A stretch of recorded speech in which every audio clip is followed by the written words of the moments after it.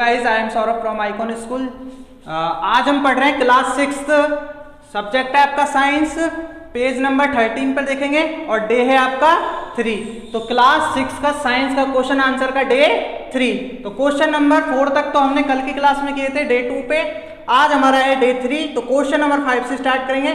Question number 5, match the following, यानी column A को column B से मैच करना है। तो ए पढ़ेंगे, food is obtained by living things.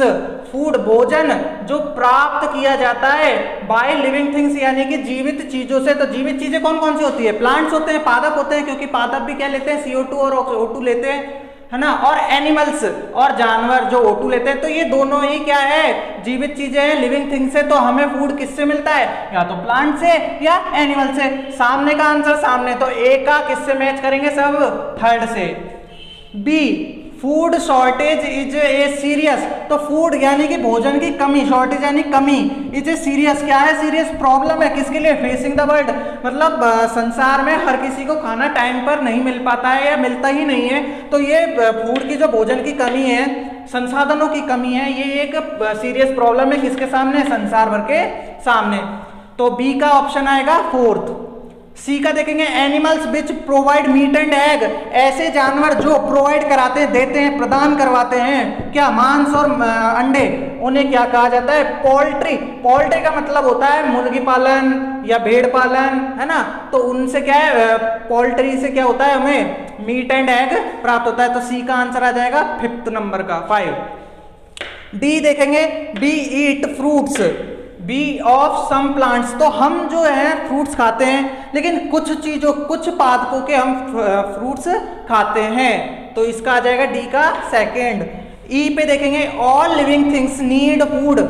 सभी जीवित प्राणियों को किसकी जरूरत होती है? फूड की। आपको पता है लिविंग थिंग्स प्लांट होते हैं तो उनको भी भोजन की जरूरत होती है। वो अपना भोजन किससे बनाते हैं? फोटोसिंथेसिस से। और जो हम हैं ह्यूमन से, एनिमल से, उन्हें भी भोजन की जरूरत होती है। क्या करने के लिए? सर्वाइव करने के लिए, जीवित रहने के लिए। टू रिमेन लिव, क्या करने के लिए? जिंदा रहने के लिए, जीवित रहने के लिए। तो ई का आंसर आ जाएगा 1st। क्वेश्चन नंबर 6 देखेंगे, फिल इन द ब्लैंक्स। तो ए देखेंगे, हमें क्या करना है? इन ब्लैंक्स को फिल करने हैं। A, carnivore is an animal which eat only meat और अदर एनिमल।